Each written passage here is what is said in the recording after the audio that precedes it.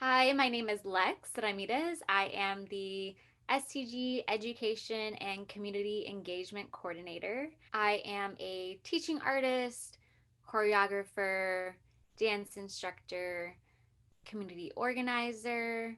I grew up in this area in East Oakland called Jingletown.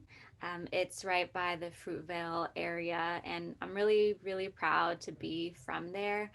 I was raised by a single mother and also my extended family. So I'm half Mexican and half Nicaraguan. My grandpa, he worked really, really hard, and he was able to buy each of his 10 kids a house in the area. So I lived with my relatives being 2 blocks away from me in all directions. I love being part of a big Mexican family. It's so much fun.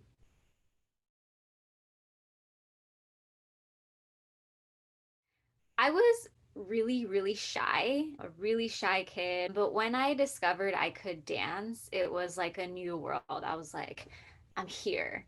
And and I gained this confidence that, it wasn't like I didn't have confidence before, but it was like the ability to move your body in a big way and perform for people just gave me I don't know, it like electrified me. I knew like it was just something that got me out of my head, got me out of my own world, got me out of my shyness. I started with ballet folklorico, which is Mexican folk dancing. I did that for many years, and then I started doing CYO cheerleading. And the cheering part I didn't love so much, but the dancing I loved. And so my first time ever choreographing was when I was in the fifth grade. I asked my coach if I could choreograph something to NSYNC, and I did. After that, I danced in high school. I was part of our hip hop team. And then I joined the hip hop dance team in college. And throughout all of that dancing, it never occurred to me that I could do it professionally in some way, but it stayed in my life for so long. And even when I took a break, it was like coming to me. I was always meant to be in the arts and in dance, and there was there was no way the universe was going to let me, forget that. My STG story is pretty interesting. I was introduced to STG through Sheila E when she was the music director for More Music at the More.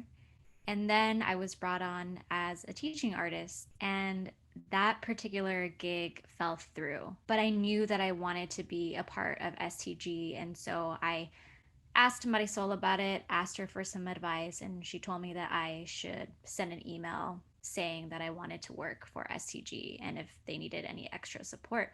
And the answer was yes. So since then, I've worn many hats, and I currently manage STG Young Ambassadors. STG Young Ambassadors is a program for young folks who are interested in the arts, and we started the program so that they could get equitable access to work. So I always say this, but they're not our future leaders. They're currently our leaders. When we say they're our future leaders, it's kind of discounting the work that they do now. And so I feel very honored to lead this program and be surrounded by all these amazing, amazing youth. I'm Latina, so I just have to say that I am a diehard Selena fan. Always have been, always will. I love her. I also love Rosalia. She's from Spain. I love Lizzo. I've been a Lizzo fan for a long time. I love her empowering lyrics. I love her body positivity. I have slept on this author for a long time. I can't believe I just discovered her, but her name is Isabella Allende. Choreographers, I love Paris Global. If you've ever seen Sorry by Justin Bieber, she choreographed that. So when I'm not working at STG, I am teaching hip hop classes, leading my dance crew drop squad. Aside from from that, because that's also work for me for fun. I recently got into makeup and just playing around with these really creative looks and special effects looks. So I actually used to be a visual artist, and so I think it translated really well. You know, now my the face is the canvas. So it's really important for you to surround yourself with people who support you and support your dreams and don't doubt you. If you're going to pursue a career as an artist, you will absolutely have to hustle and it will be hard. I mean, you just have to know that at the end of your journey, you really can achieve your artistic goals if you just like keep working at it and go through that hustle. I originally wanted to do this interview in English and Spanish. My Spanish isn't great. I can understand and I can speak it okay. I got really self conscious. I was like, no, like, I'm gonna be such a fraud.